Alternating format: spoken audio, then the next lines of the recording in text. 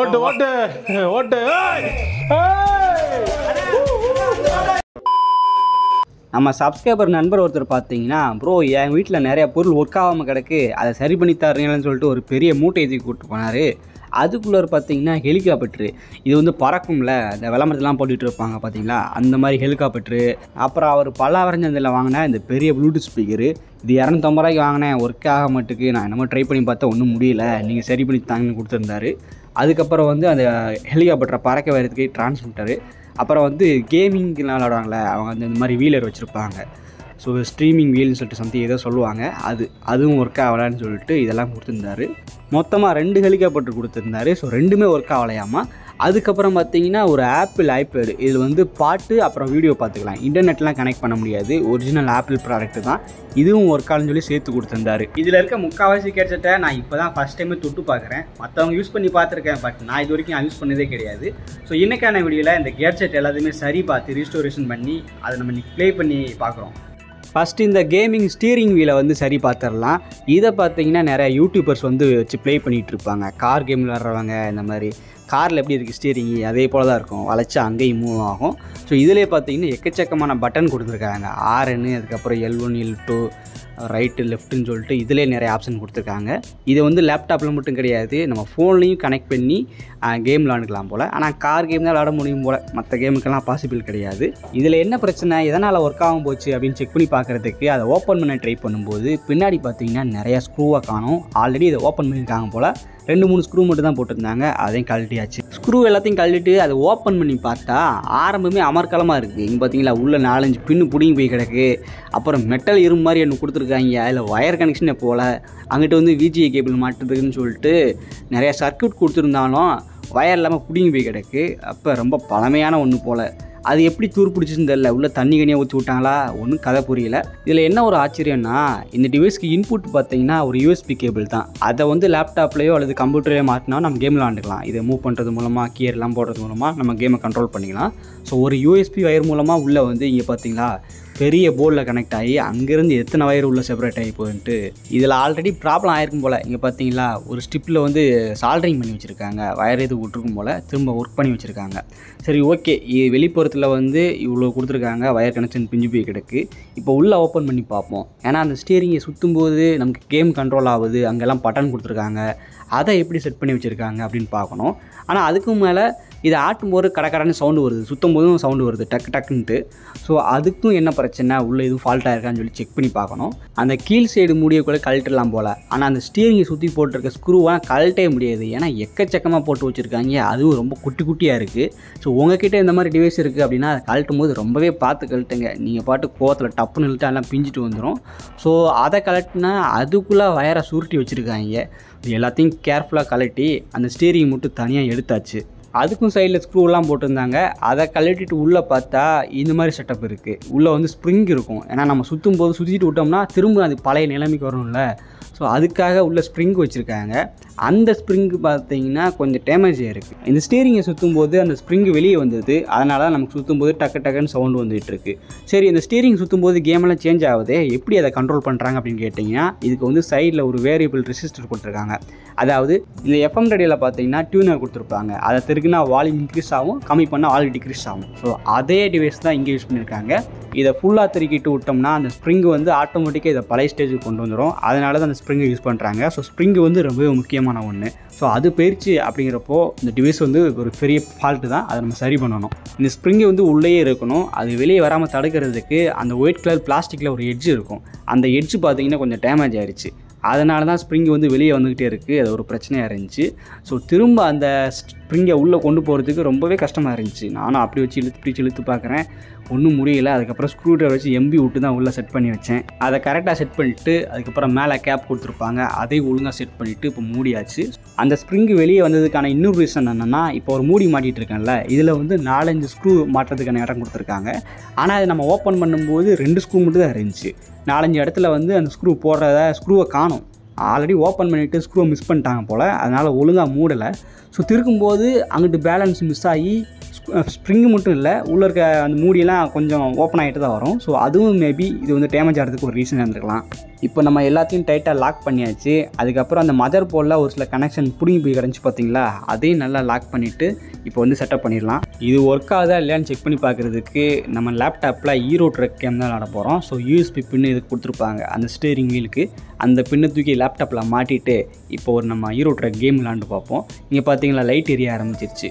USB மாட்டினோடனே இந்த ஸ்டீரிங்கில் வந்து light எரியும். இந்த டிவைஸை நம்ம லேப்டாப்பில் மாட்டிட்டு எந்த கேம் விளாட போகிறோமோ அந்த கேமோட செட்டிங்ஸில் போயிட்டு நான் இந்த மாதிரி ஸ்டீரிங் தான் யூஸ் பண்ண போகிறேன், இதில் இந்த பட்டனை வந்து ஃபார்வர்டுக்கு இந்த பட்டன் பேக்வர்டுன்னு சொல்லிட்டு நம்ம செட் பண்ணணும். செட் பண்ணால் தான் அந்த கேம் வந்து இந்த டிவைஸை வந்து அசெப்ட் பண்ணும்.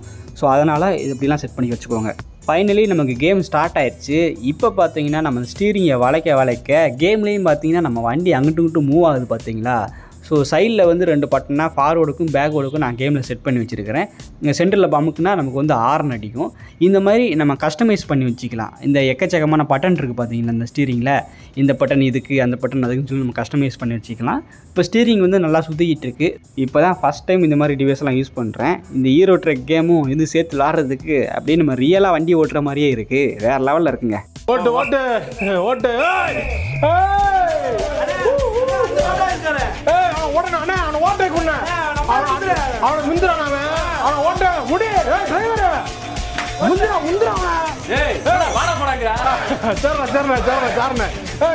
போடா வண்டி ஓடுறான். ஆனா அந்த பள்ளத்தை விட்டு ஏத்துறேன். அந்த பள்ளத்துலயா? அந்த பள்ளத்தை விட்டு ஏத்து சொல்றேன். அதுக்குள்ள விட்டா வண்டி வந்து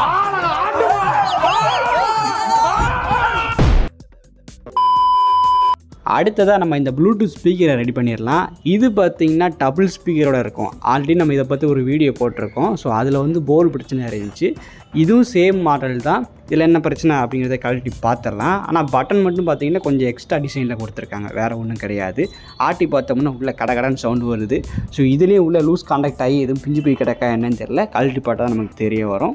அந்த கேமிங் கன்சோலு, இந்த ப்ளூடூத் ஸ்பீக்கரு இதிலலாம் பார்த்திங்கன்னா கொஞ்சம் டிஃப்ரெண்ட்டான ஸ்க்ரூ கொடுத்துருக்காங்க. ஸோ இந்த மாதிரி எல்லா ஸ்க்ரூவும் கழட்டுறதுக்கு என்கிட்ட ஒரு ஸ்க்ரூ ட்ரைவர் கிட் இருக்குது. இது அமேசானில் வாங்கியிருந்தேன். ரொம்பவே கம்மி ப்ரைஸ் தான், ரொம்ப யூஸ்ஃபுல்லாக இருக்குது. உங்களுக்கு இந்த மாதிரி ஸ்க்ரூ ட்ரைவர் கிட் வேணும் அப்படின்னா இந்த வீடியோவில் பார்த்தீங்கன்னா வி ப்ராடக்ட் அப்படின்னு ஒரு ஆப்ஷன் இருக்கும். அதை கிளிக் பண்ணி இந்த டிவைஸை வாங்கிக்கோங்க. இது நான் லிங்க்கில் ஆட் பண்ணி வச்சுருக்கிறேன். சரி, ஓகே. இது கழட்டினதுக்கப்புறம் உள்ளே பார்த்தீங்கன்னா உள்ளே ஒரு குட்டியோண்டு போர்டு கொடுத்து வச்சுருக்காங்க. இந்த மாதிரி ஸ்பீக்கர்லாம் பார்க்குறதுக்கு தான் பெருசாக இருக்கும். பட் உள்ளே திறந்து பார்த்தா ஒரே ஒரு போர்டு, ஒரு பேட்ரி, இதை வச்சு தான் முடிச்சிருப்பாங்க. இந்த போர்டும் பார்த்தீங்கன்னா அந்தளவுக்கு குவாலிட்டியாக இருக்குது. கொஞ்சம் அதிகமாக இன்புட் கொடுத்தோம் இல்லை ரொம்ப நாள் ஓட விட்டுக்கிட்டு இருந்தோம் அப்படின்னா உள்ள ஐசி போயிட்டு பெரிய டேமேஜ் ஆயிரும். இந்த ப்ளூடூத் ஸ்பீக்கரோட போர்டில் பார்த்தீங்கன்னா பெருசாக எது டேமேஜ் ஆன மாதிரி தெரியல, நல்லா தான் இருக்குது. சரி, இதுக்கு வந்து நம்ம பேட்டரி கனெக்ட் பண்ணி வச்சுருக்காங்க. பேட்டரி இருந்தும் அது ஒர்க் ஆகலை. அதனால் நம்ம எக்ஸ்டர்னலாக பவர் சப்ளை கொடுத்து பார்க்கணும். போர்டை செக் பண்ணி பார்க்குறதுக்கு முன்னாடி உள்ள ஸ்பீக்கர் நல்லா இருக்கா இல்லை கிழிஞ்சிருக்கா அதை செக் பண்ணிப்போம். இதை கழட்டுறதுக்கு சைடில் அந்த எம்பி விட்டிங்கன்னா அந்த மூடி ஓப்பன் ஆயிரும். அதுக்கப்புறம் உள்ளே பார்த்தீங்கன்னா ஸ்பீக்கர் கொடுத்துருப்பாங்க. இதில் வந்து ஒரிஜினல் ஸ்பீக்கர் 2 தான். இந்த கார்னர்லேயும் அந்த கார்னர்லேயும் கொடுத்துருக்கோம் பார்த்தீங்களா, அதுதான் ஒரிஜினல் ஸ்பீக்கரு. சென்டரில் அந்த ஒயிட்டாக இருக்குது பார்த்தீங்களா, அது வந்து சும்மா அட்டை. ஸ்பீக்கர் பாடும்போது ஏர் வெளியே போகக்கூடாது, நல்லா சவுண்டு நல்லா பாஸ் போஸ்டாக கேட்கணும் அப்படிங்கிறதுக்காக இந்த மாதிரி ஒரு இது வச்சுருப்பாங்க, ஃபேக்காக ஒன்று வச்சுருப்பாங்க. ஸோ மற்றபடி 2 ஸ்பீக்கர் தான், ஓகேவா.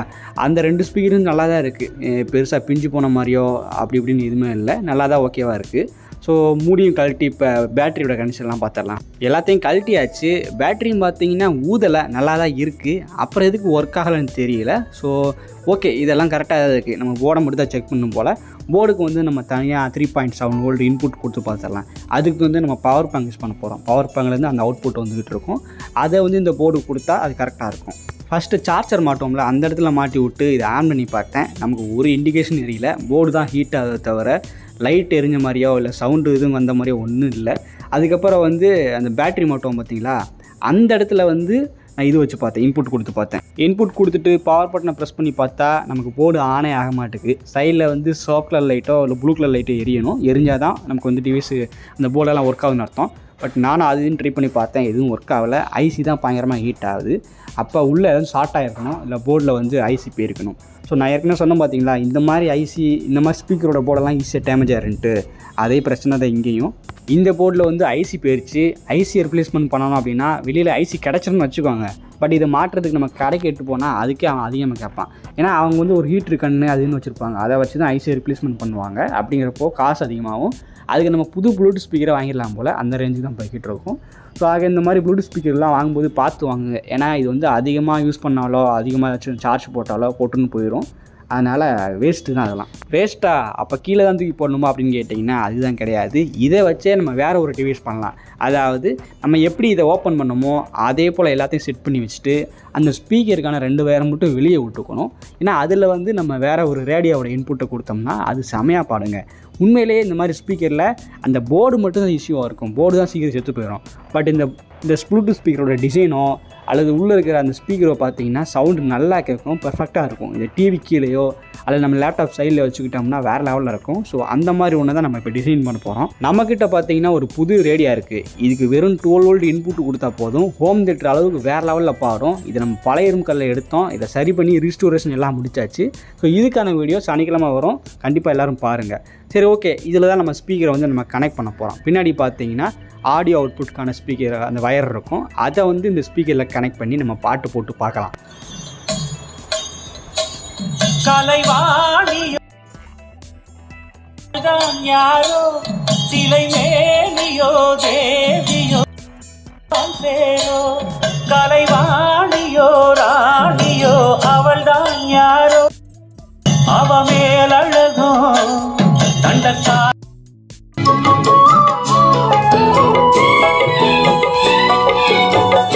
இதுக்கு மேலே பாட்டை போட்டால் நம்ம இசைஞானி வந்து நமக்கு காப்பிரைட் கொடுத்துருவாரு. இதோட பாட்டை நிப்பாட்டிக்கலாம். ஸோ ஸ்பீக்கர் எப்படி வேறு லெவலில் பாடிக்கிட்டு இருக்கா, இதே போல் நம்ம வீட்டில் ஏதாச்சும் டிவைஸ் ஃபால்ட் ஆகிடுச்சு ஓட மாட்டுக்கு அப்படின்னு சொல்லிட்டு பழைய இரும்புக்கல்லை தூக்கி போடாமல் கிளு தூக்கி போடாமல் அதை வந்து இந்த மாதிரி ஆல்ட்ரா வேறு ஏதாச்சும் யூஸ் பண்ணிக்கலாம். நல்லா ஒர்க் ஆகிட்டு இருக்கும். ஸோ நம்ம சப்ஸ்கிரைபர் நண்பர் கொடுத்த அந்த ஹெலிகாப்டரு, அந்த ஐபேடு அதெல்லாம் அடுத்தடுத்த வீடியோலாம் நம்ம சரி பண்ணி நான் கண்டிப்பாக வீடியோ போடுறேன். ஸோ கம்மிங் சாட்டர்டே பார்த்தீங்கன்னா அந்த எஃப்எம் ரேடியோவை எப்படி சரி பண்ணேன், இந்த அளவுக்கு ஹோம் தியேட்டர் அளவுக்கு பாடிட்டு இருக்குல்ல, இதெல்லாம் நான் எப்படி சரி பண்ணேன் அப்படிங்கிற வீடியோ வரும். கண்டிப்பாக மிஸ் பண்ண பாருங்கள். தேங்க்ஸ் ஃபார் வாட்சிங்.